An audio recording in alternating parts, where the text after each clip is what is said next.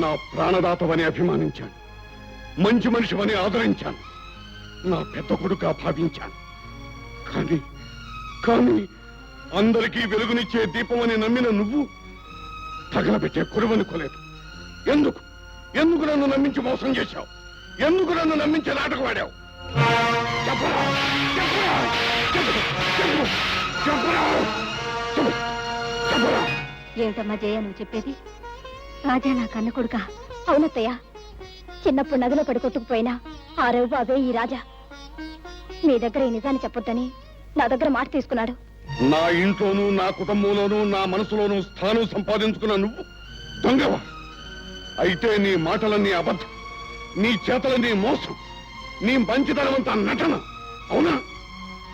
మాట్లాడరా మాట్లాడు మాట్లాడు మాట్లాడరా మాట్లాడు మాట్లాడు మాట్లాడు.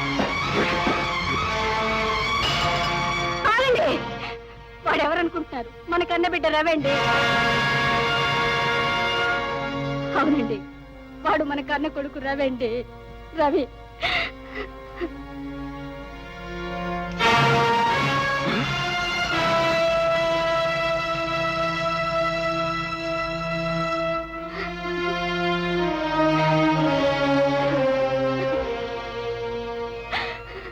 బాబు, ఇన్నాళ్ళు ఈ నిజాన్ని మా అందరికి ఎందుకు చెప్పలేదురా? నువ్వు లేవని కుళ్ళి కుళ్ళి ఏడ్చే ఈ అమ్మకి నిజాన్ని ఎందుకు చెప్పలేదురా బాబు?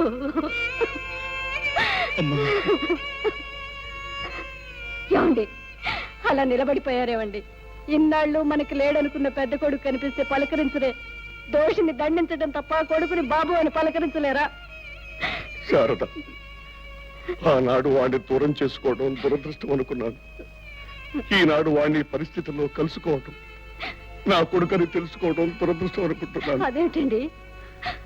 కొడుకును కలుసుకున్నందుకు ఆనందించాలి, ఒక పెద్ద నేరస్తుడిని పట్టుకునేందుకు గర్వించాలి, నా కొడుకే ఆ నేరస్తుడైనందుకు కుమిలిపోవాలి.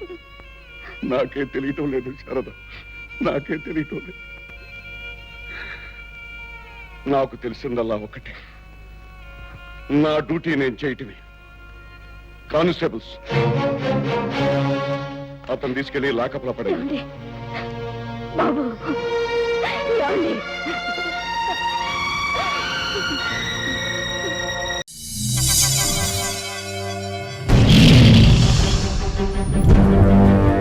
ఒకడొచ్చి నేను పులి అంటే కింద పైన మూసుకొని కూర్చోవాలి.